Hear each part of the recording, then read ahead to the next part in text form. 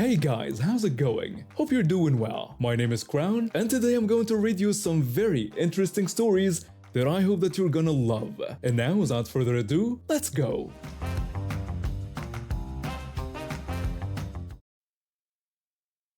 My grandmother was always the rock of our family.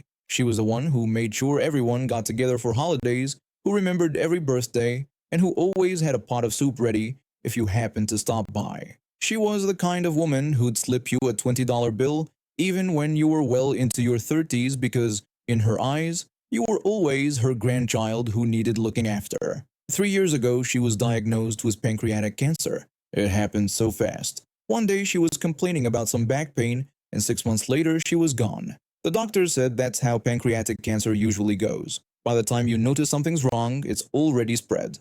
I wasn't able to make it to her funeral because I was working overseas at the time, something I still feel guilty about. My cousin sent me pictures from the service, and I lit a candle for her in a small church near my apartment. After she passed, my family kind of fell apart. She was the glue, you know. Without her organizing Sunday dinners and holiday gatherings, everyone just drifted off into their own lives. I moved back to the States about a year later, but settled in a different state from where most of my family lives. We keep in touch through social media mostly, which is probably why what happened next caught me so off guard. It was just a regular Tuesday evening. I was scrolling through Facebook while eating dinner when I got a notification. A friend request from an account with my grandmother's name. The profile picture was blurry but had the same color hair as my grandmother. My first thought wasn't that it was a scam, weirdly enough. I figured maybe one of my aunts or uncles had made a memorial page for her, or perhaps they were using her account to keep her memory alive. I accepted the request without thinking too much about it. About 10 minutes later, I got a message. The person claiming to be my grandmother sent me a casual message asking how I'd been. Confused, I replied asking who was actually messaging me. They simply stated it was them, implying it was my grandmother. I had to point out the obvious, that my grandmother had died. They denied this, insisting they were indeed my grandmother, and then immediately tried to pitch me some product called Miracle Life Essence Oil, claiming it had cured their cancer. That's when everything clicked. This wasn't a well-meaning family member. This was some scammer who had either created a fake account using my dead grandmother's name or somehow gained access to her old account. I felt a wave of disgust wash over me. Who does that? Who pretends to be someone's dead relative to sell them snake oil? I told them that my grandmother had died and that I had attended the funeral. This was a lie. Like I said, I wasn't actually at the funeral, but I wanted this person to know that I wasn't falling for their scam. After sending that message, I reported the account and closed Facebook. I was fuming. It felt like this person had violated not just my trust, but my grandmother's memory. About an hour later, curiosity got the better of me. I reopened Facebook and saw that the account was still active despite my report. The scammer hadn't responded to my last message yet. That's when I had an idea. If they were going to mess with me by pretending to be my dead grandmother, I was going to mess with them right back. I sent a strange message implying I had done prison time for something I'd done to my grandmother, asking if she had come back for revenge. I mentioned apologizing for what I referred to as the piano accident. I figured that would either scare them off or at least confuse them enough to give me some entertainment. I mean, implying that I had something to do with my grandmother's death by way of a mysterious piano accident seemed like it would throw a wrench in their scamming script. To my surprise, they responded almost immediately. The scammer asked what piano accident I was talking about, claiming they didn't remember any such incident. I pushed further, telling them not to play games as we both knew what happened with the piano, adding that while police ruled it an accident, we knew the truth. The scammer tried to maintain their character, calling me their dear grandchild and suggesting I was confused. They denied any piano accident and repeated their claim about being away for cancer treatment, once again plugging their miracle oil product and suggesting I try it too. I continued the charade, asking if they weren't there to haunt me and if they had forgiven me for what happened. The scammer played along, assuring me they forgave me and trying once more to steer the conversation back to their product. Taking it even further, I mentioned receiving threats from beyond the grave, hearing mysterious piano music at night, and seeing sheet music rearranging itself to spell threatening messages. There was a longer pause after this message. I imagined the scammers sitting at their computer, trying to figure out how to respond to someone who was clearly not following the usual script of a scam victim. When they finally responded, they suggested I needed help, implying I was having delusions, and, of course, recommended their miracle oil as a solution, even quoting a price of $79.99 for a small bottle. I escalated my story, asking if the restraining order I had against their ghost was unnecessary. The scammer insisted there was no restraining order, that they were alive and had never died, claiming doctors were wrong, and tried again to pitch their product. At this point, I was having way too much fun. I decided to test them with some family knowledge. I asked what my grandmother always used to make for Sunday dinner. The scammer gave a vague response, saying only that they made my favorite and that I loved it. My real grandmother was known for her lasagna. Everyone in the family knew that. I called them out on their vague answer, stating that my grandmother made lasagna every Sunday without fail, proving they weren't her. The scammer backpedaled, claiming that's what they meant and that they were just testing me. Pressing further, I asked for our family dog's name when I was growing up. Again, they gave an extremely vague answer, just referring to the dog that I supposedly loved so much. I immediately pointed out that we never had a dog because I was allergic, calling them a scammer and not even a good one. The messages stopped coming after that. I figured they had given up and moved on to someone else who might be more gullible. But then, about 20 minutes later, I got another message. The scammer's tone completely changed. They called me a brat and complained about how hard it was to sell their products, mentioning pressure from their boss about meeting quotas. They demanded I either buy the oil or stop wasting their time. Well, that mask dropped quickly. I warned them I was taking screenshots of everything and would send them to my family as a warning and to Facebook security. The scammer dismissed my threat with indifference and then insulted my grandmother, calling her a miserable old hag. That was the last straw.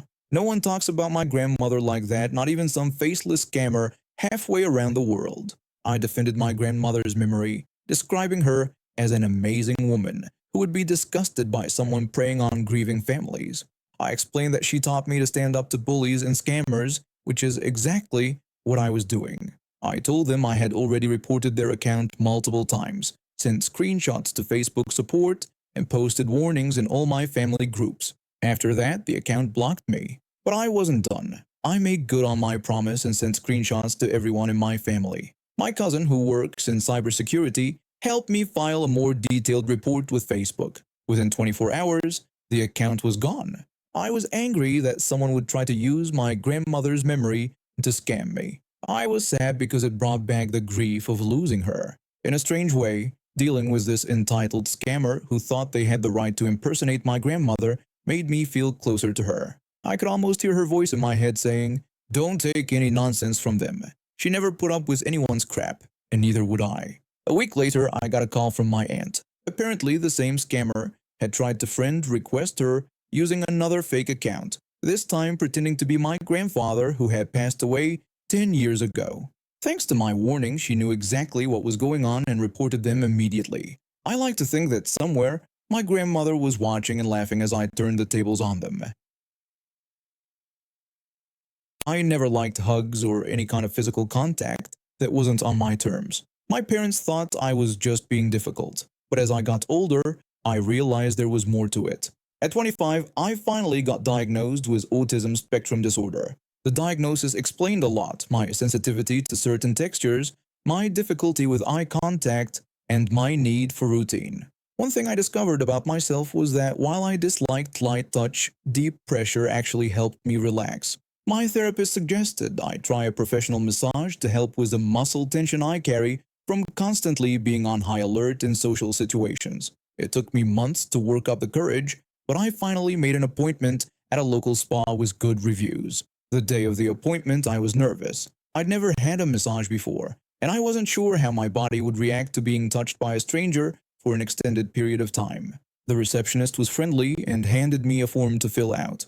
There was a section for medical conditions and special needs, so I wrote that I was on the autism spectrum and preferred deep pressure rather than light touch. When my massage therapist came to get me from the waiting area, she greeted me with a smile. She told me she would be my massage therapist for the day and mentioned that she had seen from my form that I preferred deep pressure and was on the autism spectrum.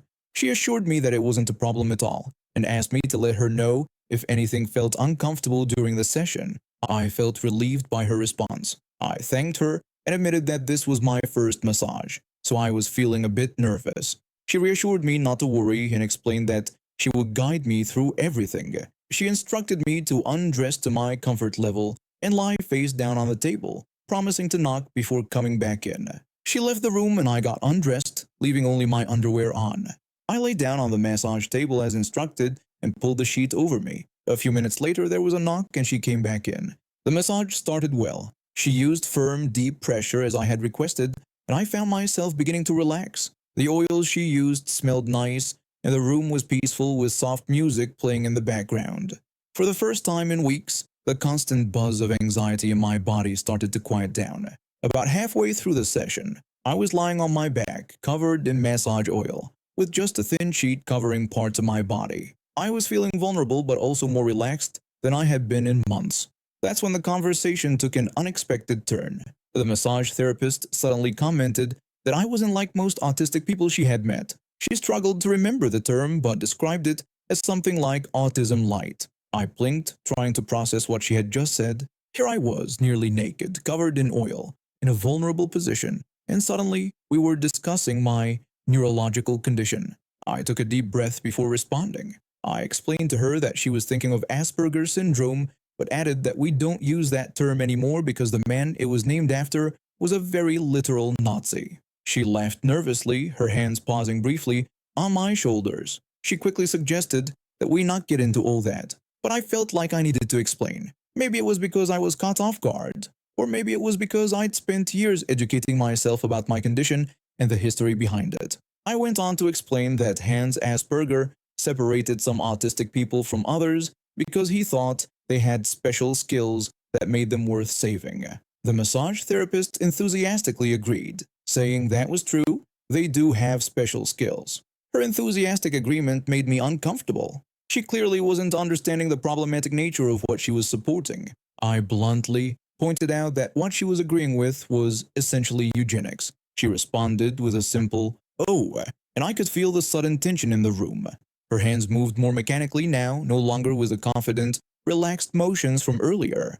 She awkwardly changed the subject, asking if I found that the deep pressure helped with my sensory needs. She was changing the subject, which was probably for the best, but I was still processing the surreal nature of the situation. Why was I having to give a history lesson on Nazi doctors to my massage therapist while lying nearly naked on a table? I simply confirmed that yes, deep pressure was helpful and explained it was one of the sensory accommodations that works well for me. We continued the rest of the session with safer topics like the weather and local restaurants. When the massage ended, she quietly told me to take my time getting dressed and that she'd meet me outside. I could tell she was embarrassed, but I was the one who felt exposed in more ways than one. As I got dressed, I tried to make sense of what had just happened. The massage itself had been good. She was skilled at her job, but the comments about autism had left me feeling misunderstood and objectified, as if my neurological condition was just a casual topic for small talk while I was in an extremely vulnerable position. When I left the room, she was waiting with a cup of water. She asked how I was feeling. I politely told her that the massage technique was great and thanked her, mentioning that my muscles felt much better. I didn't mention the awkward conversation. I just wanted to leave at that point. I paid at the front desk and included a decent tip because despite the uncomfortable conversation, she had done a good job with the actual massage. However, before leaving, I asked to speak with the manager. The receptionist looked concerned but quickly went to get them. When the manager came out, I asked if we could speak privately. We moved to a small office near the reception area. The manager asked how they could help me. Today, I made it clear that the massage itself was very good. However, I expressed concern about some comments my therapist had made about autism during the session. I explained what had happened, emphasizing that I wasn't trying to get the massage therapist in trouble, but that I thought the staff might benefit from some education about how to interact with neurodivergent clients. The manager apologized for what happened, acknowledging it was completely inappropriate, especially during a massage when I was in such a vulnerable position. They thanked me for bringing it to their attention and assured me they would address this with additional training. I expressed my appreciation and reiterated that the therapist was very skilled at massage and I didn't want her to get in trouble. I just suggested that maybe there needed to be some awareness about appropriate topics of conversation during sessions, especially when clients disclose medical information. The manager agreed completely and assured me they took this very seriously. They asked if I would like to request a different therapist for future appointments. I told them I would think about it, acknowledging that the physical technique was good, but I needed to consider whether I'd be comfortable going back to the same person. The manager offered me a discount on my next visit, which wasn't necessary, but I accepted it as a gesture of goodwill. As I left the spa, I found myself replaying the conversation in my head, still bewildered that I'd ended up giving a mini lecture on eugenics and Nazis while getting my first professional massage. That evening, I received an email from the manager thanking me again for my feedback and informing me that they would be implementing additional training for all staff on appropriate professional boundaries and communication with clients. They assured me that they valued creating a safe space for everyone and would use this as a learning opportunity. I decided not to leave a negative review online or share the name of the business publicly. They had responded well to my concerns, and I believe they were sincere about making changes. My first massage had turned into an impromptu history lesson on Nazi doctors and eugenics. Definitely not the relaxing experience I had anticipated. The next time I booked a massage, I requested a different therapist and made it clear in advance that I preferred minimal conversation during the session. That experience was much better. Just deep pressure, soft music, and blessed silence. No history lessons required. I'm a single dad raising my 14-year-old boy. He's a good kid, gets decent grades, helps around the house, and stays out of trouble. Last summer, I saved up to buy him a bicycle so he could get to school and back on his own since I work long shifts at the factory. It gave him some independence, and honestly, it helped me out too. Last Tuesday started like any normal day. My son left for school on his bike around 7:30 a.m. I was home early that day, so I was surprised when I got a call from the hospital around 3:15 a.m.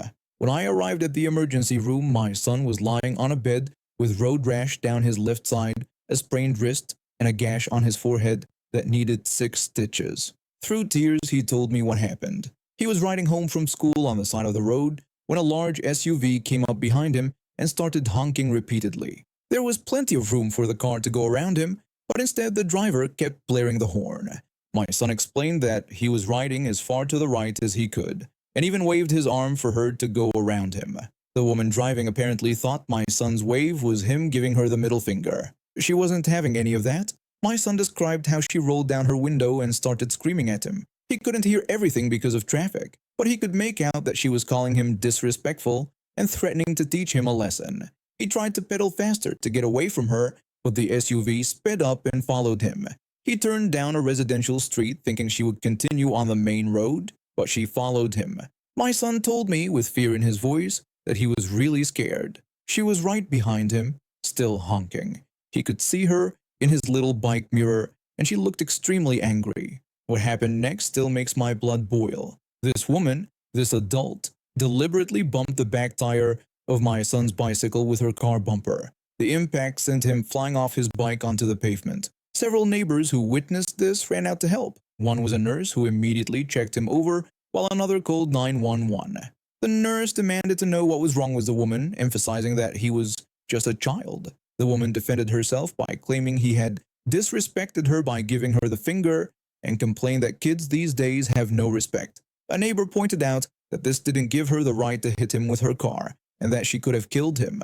When the woman realized people were taking pictures of her and her license plate, she jumped back in her SUV. My son later told me that she almost hit the nurse too. She just drove over his bike and sped off. Another neighbor who saw everything happen gave his account. This neighbor explained that he was watering his front lawn when he witnessed the whole incident. He described how the woman was chasing my son like he was prey. After she hit him, she didn't even check if he was okay. She just yelled justifications and then fled when she realized people were watching. The police arrived at the scene shortly after the ambulance took my son to the hospital. They took statements from all the witnesses. About 2 hours later, while I was at the hospital with my son, an officer came to update us. The officer told us that they had apprehended the suspect. Several drivers had called in her erratic driving after she fled the scene. When officers attempted to pull her over, she initially tried to outrun them. She had been arrested on multiple charges. Those charges included assault with a deadly weapon, hit and run, child endangerment, reckless driving, and evading police. The district attorney is taking this case very seriously. 3 days later, we received a call from the police station. They asked us to come in to give formal statements for the investigation. When we arrived, the detective showed us footage from a doorbell camera that had captured the entire incident. It clearly showed that my son never gave the woman the finger. He simply waved for her to pass. The detective told us that they had also interviewed the suspect. She was still maintaining that my son was disrespectful, but the detective pointed out that even if he had been, her response was completely unwarranted and criminal. I later learned that this woman had prior road rage incidents on her record. She's now facing serious jail time, and we're also filing a civil lawsuit for my son's medical bills, bike replacement, and trauma counseling. My son is healing physically, but he's still afraid to ride his bike. We're taking it day by day. The most infuriating part of all this is that if she had just driven around him like a normal person, none of this would have happened. Instead, she let her entitlement and rage take over, and now a child is injured and afraid, and she's facing years. And now we have reached the end of today's stories. Thank you for watching, and see you next time.